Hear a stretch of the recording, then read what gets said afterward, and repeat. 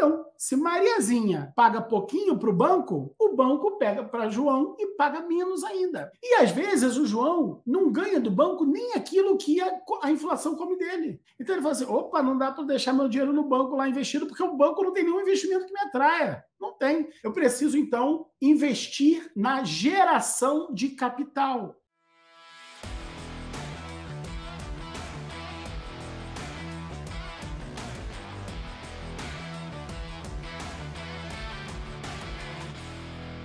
No governo Bolsonaro, muita gente chegou a questionar o seguinte, pô, será que vai valer a pena fazer holding com esse papo de tributar os dividendos? Muita gente questionou isso, vários clientes me questionaram. E eu falei assim, primeiro, esta tua célula cofre, por exemplo, não vai ter dividendo nenhum. Por que você está com medo disso? Por que você está com medo? Pelo contrário, não vai ter dividendo nenhum para te dar. Ela vai só organizar o patrimônio da sua família. Mas ainda que na sua célula operacional você esteja recebendo dividendos, eu vou te contar uma coisa, esse papo de tributação de dividendos não vai acontecer nunca. Jamais! Sabe por que jamais? Vamos lá. Uma coisa é o político falar. É assim, ó, eu sou dono de uma empreiteira e eu quero ter uma jossa de um edifício em curva, ok? Eu quero ter um edifício em curva. E eu vou para a internet, eu vou para a televisão falar o quanto é importante existir um edifício em curva. Agora, quem vai dizer se dá ou não para fazer o edifício em curva não é Márcio. Não é o dono da empreiteira, é o engenheiro. Quem vai botar em prática ou não um edifício em curva é o engenheiro.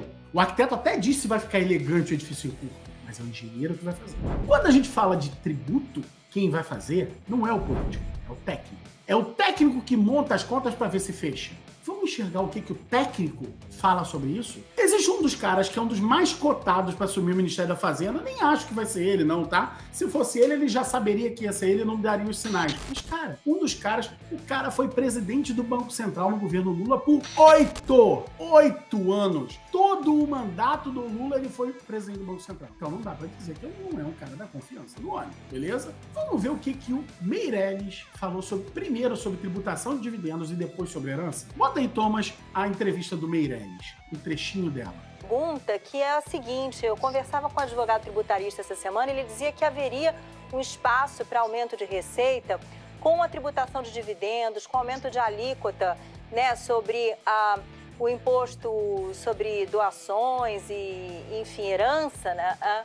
Isso, pelo menos, para os mais ricos, né? Para aquela camada pequenininha dos mais ricos. O senhor acha que teria espaço político para algo nesse sentido? Pausa, para tudo. Ela fez 2 perguntas. Falou que conversou com professores tributaristas, advogados tributaristas, e eles disseram, ela fez 2 perguntas. Primeira, tributação do dividendo, e segundo, aumento de alíquota de doação e herança. Repara o detalhe da pergunta, aumento de alíquota. Vamos nessa, bota aí. A questão da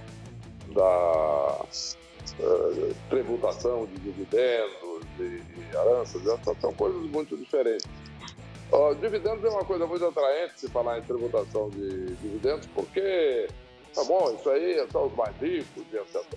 Não é... Então, pausa. Ele vê que realmente é popular, o discurso é atraente, é bom falar sobre tributação de dividendos, porque quem recebe dividendos são os ricos, mas... Exatamente assim, no caso de dividendos, especificamente.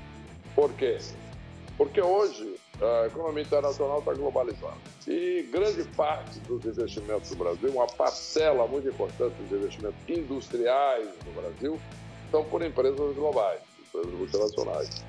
E tem diversos países do mundo que competem por esses investimentos. Então, no momento em que se exceda um pouco a taxação do retorno desse investimento, se diga para o investidor internacional, ou quando o Brasil está disputando com a Coreia do Sul, com o México, com outros países, dizer, não, nós vamos taxar o resultado que você tiver no Brasil, vamos taxar dividendos, etc., porque isso aí é necessário. Isso pode funcionar negativamente na medida que diminui os investimentos, a criação de emprego e renda. Quer dizer, quando se fala em dividendos, nós não estamos falando apenas daqueles dividendos pagos a empresários brasileiros que são donos de empresas. Isso é uma parcela até menor. Então, estamos falando de uma coisa muito mais abrangente. Então, isso aí precisa ser Então, pausa. Vamos lá. O Brasil é um país que se acostumou mal com pegar o seu dinheiro e botar num banco e fazer esse dinheiro render muito, ok? Dá até para ele viver de renda, né? Quem nunca ouviu falar nisso aí? Viver de renda, na nossa juventude, tinha sinônimo de viver de rendimentos de uma aplicação financeira, tá? Beleza?